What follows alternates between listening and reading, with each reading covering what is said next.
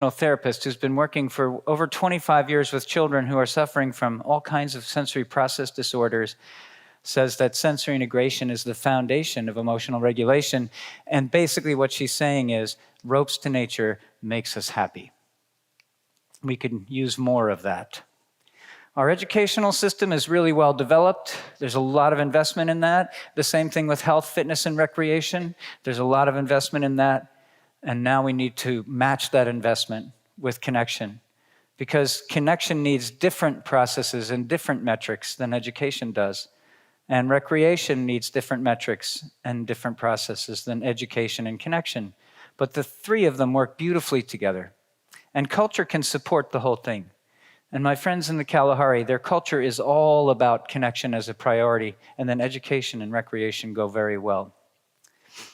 Well, who's those mindfulness teachers? Well, they live in your yard. They live on the streets. I saw them on the break a little while ago when I was outside. They were out there too. I've seen them in cities, I've seen them in country, I've seen them in deep wilderness all over the world, and they're called birds. And they can be the best friends for us learning. And we really literally share common language with them, and we are literally hardwired to understand that language. Let me show you. You recognize that feeling? Just feel it for a second. How does it make you feel when a bird is singing?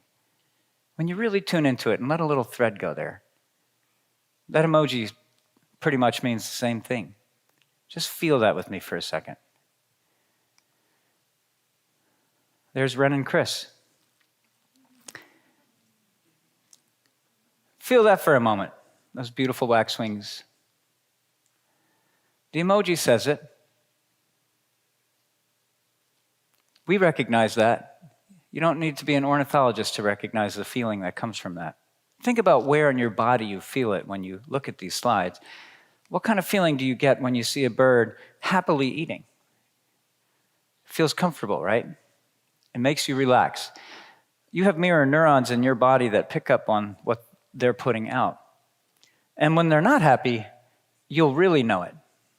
Are you ready? Take a deep breath. Right here in the city, out in the country, out in the deep wilderness, there's species of hawks that specialize in hunting for birds. And the birds always pay attention, because maybe the birds have an old story too. A long time ago, this bird ate a lot of us, and you know what? It still is.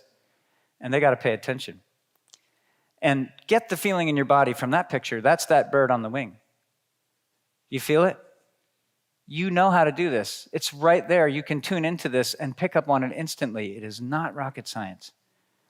And you know when they're pissed because the cat's sneaking around. You've probably all seen that. You know the feeling. Tune into it. They'll tell you things. Now, how about if the birds are talking about the cats and they're talking about the hawks? What are they saying about us? Uh-oh. If we have small awareness, we make a big disturbance. Okay? The opposite is true as well. If our awareness is small and we wear it like a wetsuit, our disturbance is big. And we walk through the wilderness or the natural world or the park, and we don't see much in the way of wildlife because it feels us coming a long way out. The birds talk about us and say, here comes a person, not paying attention. Makes them very uncomfortable. Let's go back to the feeling of the bird happy, the birds in love, the birds eating, and just get that in your body now, okay? Listen to the sound in the four directions. Feel yourself in your body. This is what we can do. Our awareness can grow bigger than our disturbance. When we pull our awareness all the way to the horizon, our disturbance comes all the way into our body. And then we move more gently, and the birds no longer fear us in our own neighborhood because we see them all the time. We start to recognize them as individuals, and there's threads and there's ropes, And all of a sudden, the birds are telling us things. They're telling us when a person is coming who's really stressed. They're telling us when a hawk is moving because we're not disturbing them. We can learn to sit still and practice with our mindfulness mentors, the birds and the squirrels and the deer, depending on where you live. And they'll come close to you and they'll connect with you and feel comfortable with your presence if you go there every day. It doesn't have to be a bench. It could be a chair. It could be the ground. It could be right outside your door. It could be a step outside your front door. And you'll start to realize that you have neighbors that are always there. And they'll get comfortable with you, and they'll start to come near you and feed by you and be comfortable. And you'll start to develop what we call that energy of the sit spot. You'll become a walking piece of nature. That's your nervous system integrating. But if you want to take the integration to another level, you got to think about film. Some of you might remember this stuff. You take a bunch of pictures, you pop that little thing out, and you put it in the drawer, and then a year later you find it, and you're like, oh my God, what's on this thing? And then you have to take it to develop it before you can find out. Then you see that your finger was in front of the lens for every picture. That used to happen. And now, I want you to draw the correlation. If you don't develop the film of your experience, it does not actually integrate. So if you have an experience with a bird that's really cool, and you go to tell it to somebody, it will actually develop it in your nervous system, and it will integrate. You know, the more of your senses that you use to tell the story, the more that it stays with you. Okay? So you got to tell your story, but please tell it to someone who actually wants to hear it. One of the big complaints I hear from people is that, I just had this really cool experience and I tried to tell everybody about it, but no one wants to hear my story. I'm like, did it occur to you to ask them? Because sometimes if you ask them, they'll actually say, I can't right now, but I'd love to catch it later, right? But as soon as you get permission to share your story, be prepared that after you tell your story, they're going to want to tell you theirs. Because storytelling is missing in our culture today.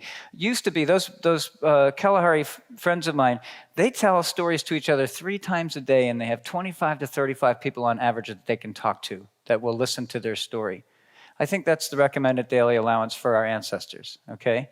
But in modern times, people in our social survey said they don't get to tell their stories at all to anybody, which is really what's missing. So tell your story to people who want to listen. Remember that the nature journey requires the people journey. Those two are a virtuous cycle. And together we can reclaim our stories and build our connections and our ropes. And that's the goal here, to activate that ancient nervous system that we all share with our ancestors, that optimizes us so we can be loving, happy, healthy, vital, creative, and care for each other.